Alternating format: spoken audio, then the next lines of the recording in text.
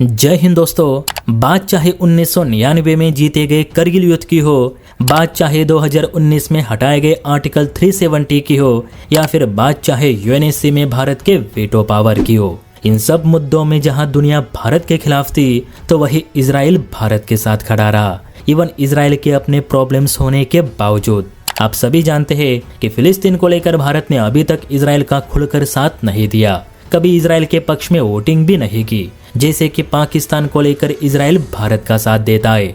इसके बावजूद इजराइल ने कभी भारत को लेकर नाराजगी नहीं जताई, जबकि एक दोस्त होने के नाते भारत का ये फर्ज बनता था कि वो खुलकर इजराइल के साथ खड़ा रहे।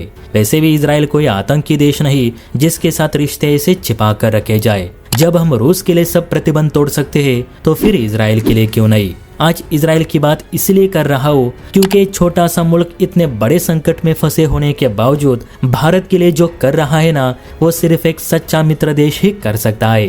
लेकिन अफसोस की बात है कि हम अभी भी खुलकर इजराइल के साथ नहीं। तो इजराइल ने आखिर ऐसा क्या किया जिसे देख आप भी इजराइल की प्रशंसा करेंगे?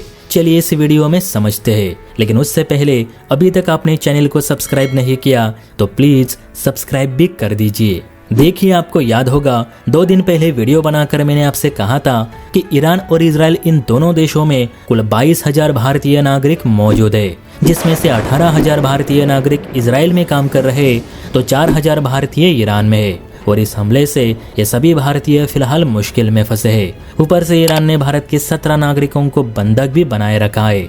अब इसी बीच इजराइल की ओर से एक खबर सामने आती है कि अगर ईरान के हमलों की वजह से हमारा एक भी भारतीय भाई मारा गया तो हम ईरान में परमाणु धमाका करने से भी पीछे नहीं हटेंगे।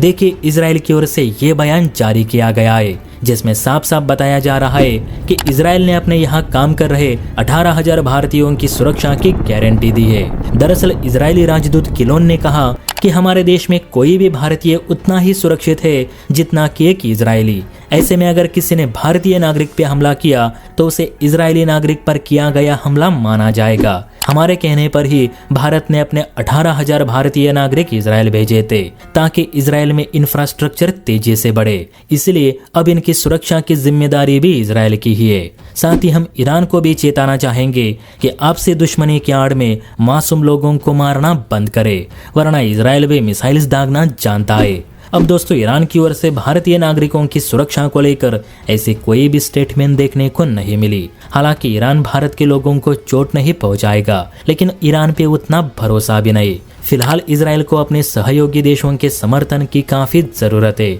जो कि उसे पर्याप्त मात्रा में नहीं मिल रहा। वैसे आप बताइए दोस्तों, वक्त आने पर क्या ईरान रूल्स तोड़कर भारत के साथ खड़ा रहेगा जैसे कि इजराइल रहता है, या फिर नहीं? हर एक अपनी राय जरूर दे।